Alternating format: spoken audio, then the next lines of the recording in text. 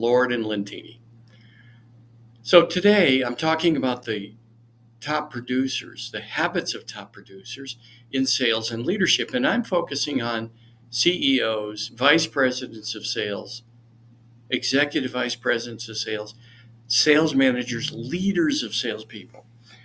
So, leaders, why am I focusing on leaders of salespeople? If you can improve the productivity of your sales teams, and by the way, we're in June, right? So that when you think of um, your goals, where are you? Are you close to your goals? Are you exceeding your goals? That's great. Let me applaud you. The thing about leading sales teams is typically there are the top producers, then there's the middle group, and often the bottom group, which sales leaders say, well, let's call them out every year. I once met someone who said to me, well, we're going to cut out the bottom 10%. We do that every year. He even got up in front of a sales meeting and said, some of you won't be in this room next year. I mean, just a demonstration of poor leadership. There are people in the middle group that have gone flat for a few years. And for managers, what I tell them to do is sit with them and ask them, hey, everything worked well 2 years ago. Let's review what you were doing back then.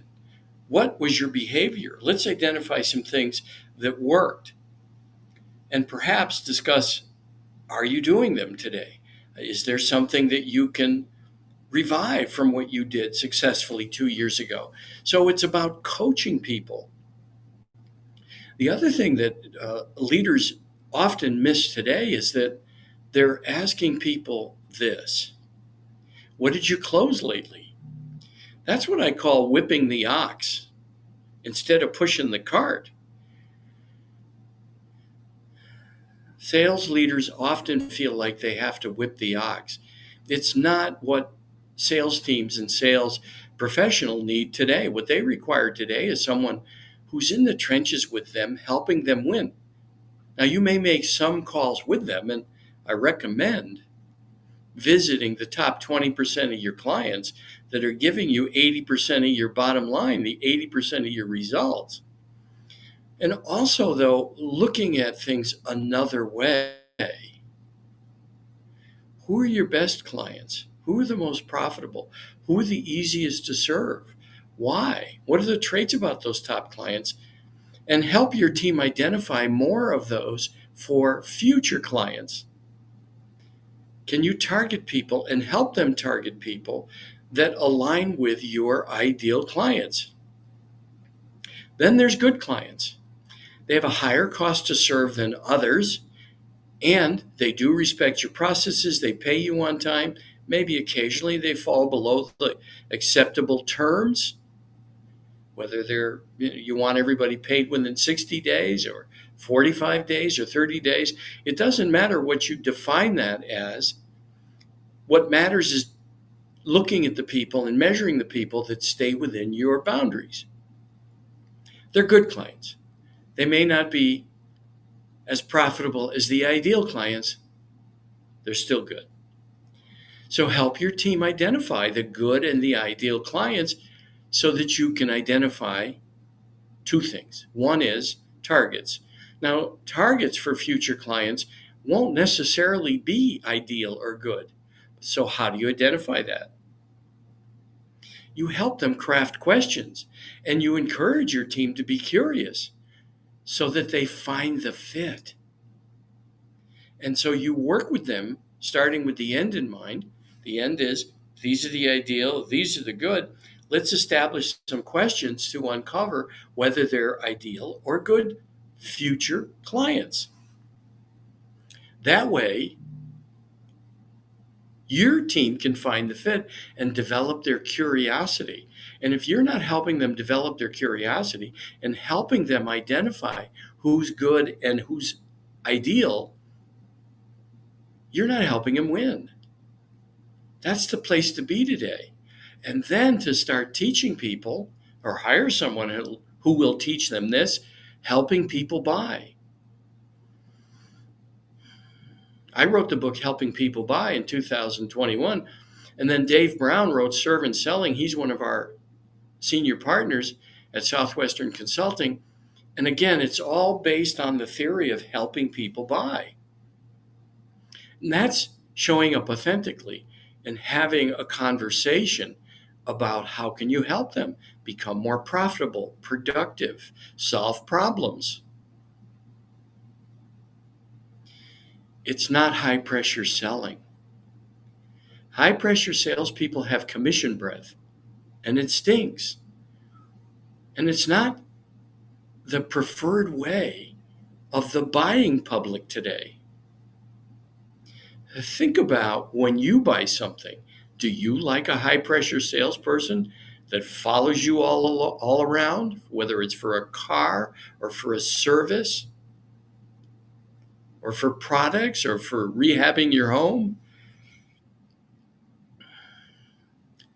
Most people today prefer an authentic seller, someone who they can develop a relationship with, and they make a connection within the first few minutes because they don't feel pressure.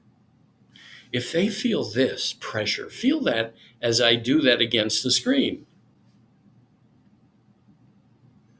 There's only one way you can go from pressure as a person, that's away from it. So when you ask questions and you're curious and you're genuinely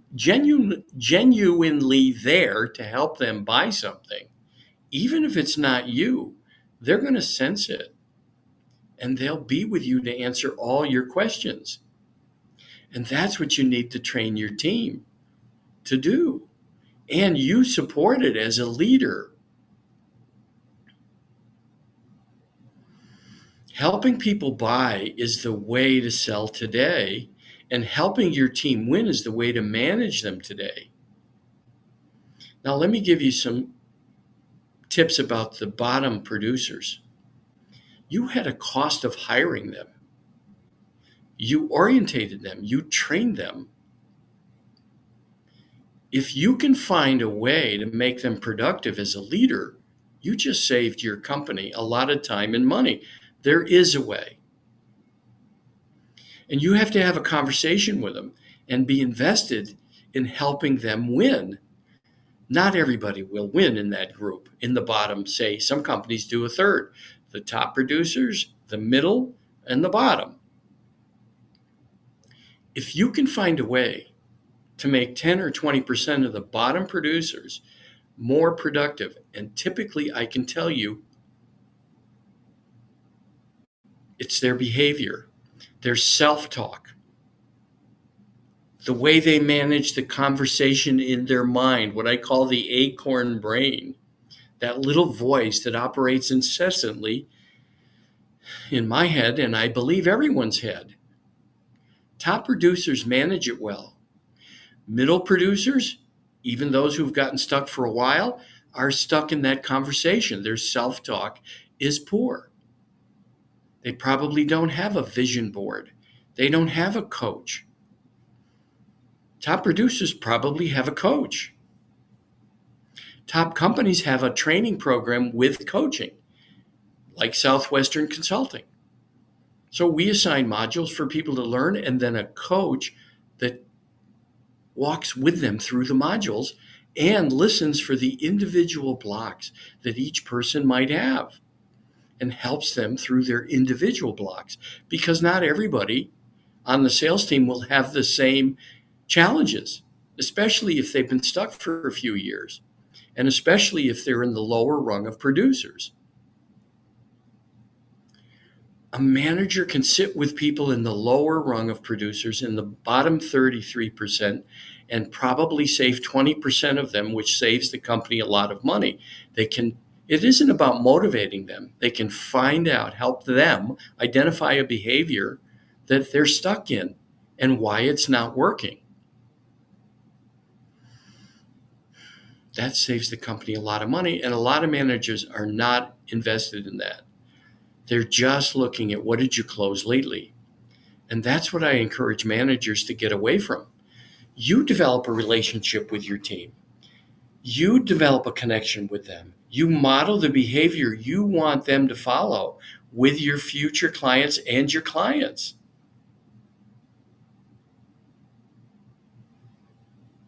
There is a way to do it, but you got to prove that to yourself. Don't take my word for it. By the way, I've had clients for 23 years, 20 years. They're still with me.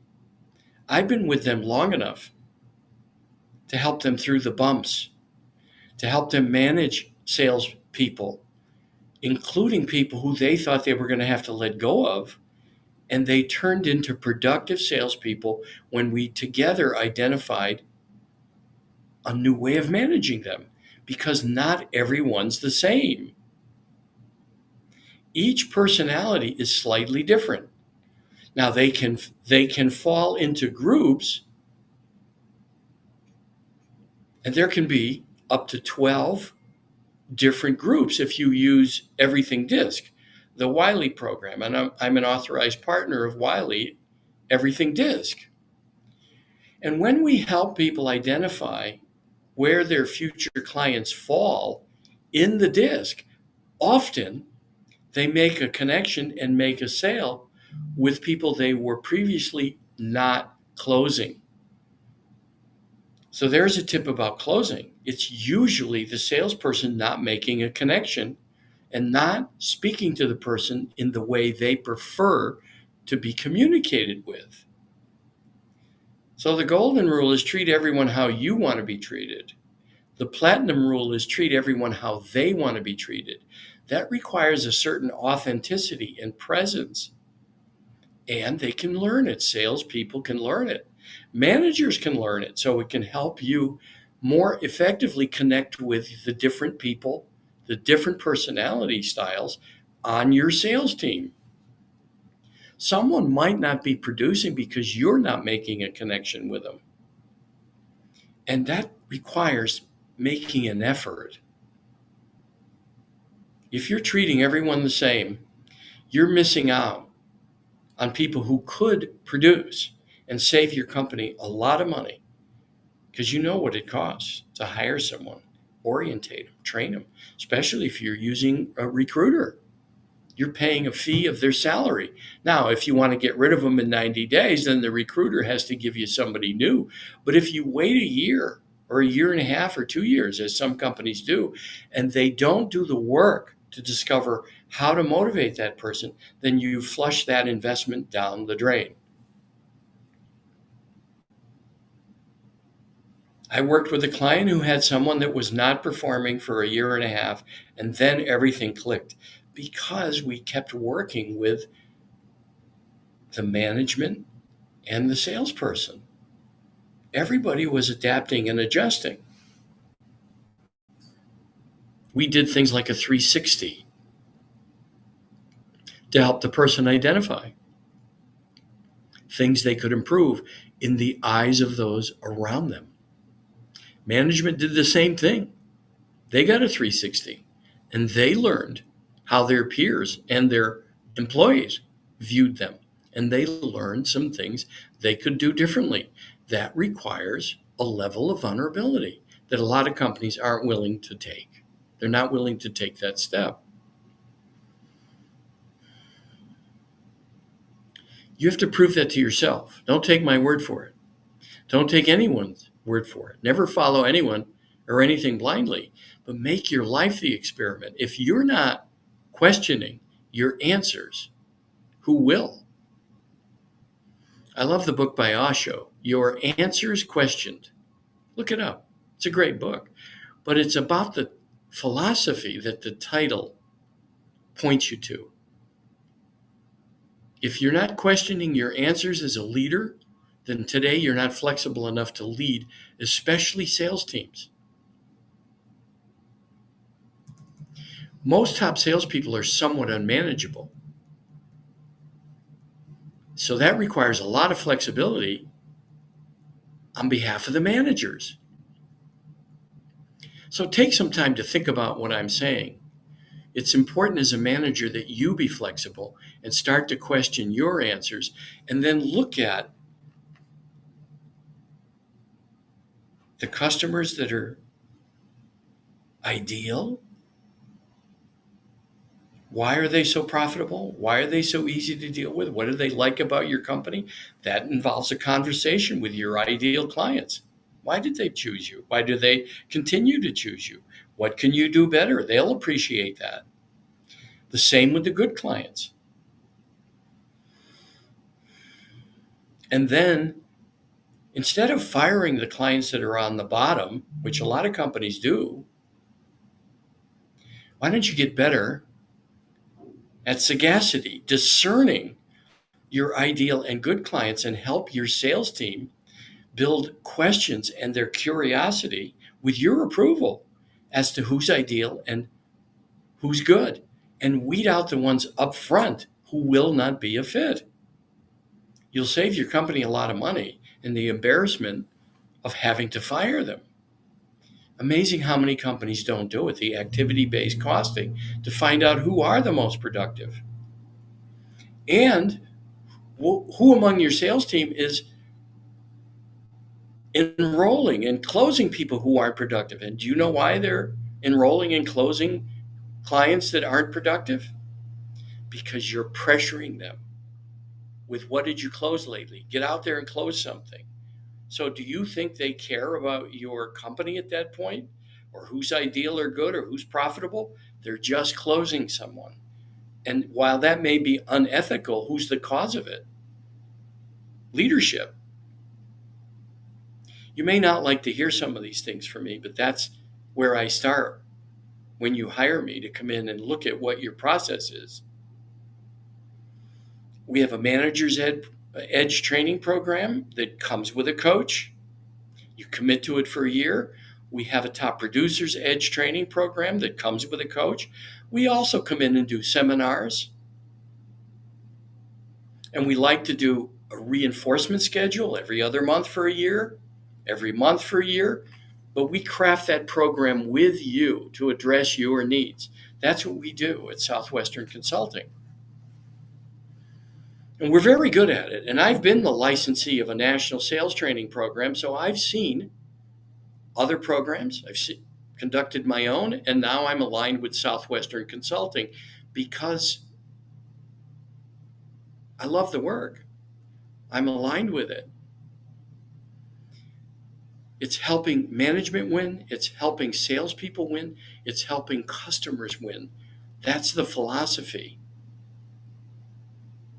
So if you have questions, you can email me. S as in Sam, Lentini, I'll spell it, L as in Linda, E-N as in Nancy, T as in Tom, INI.com.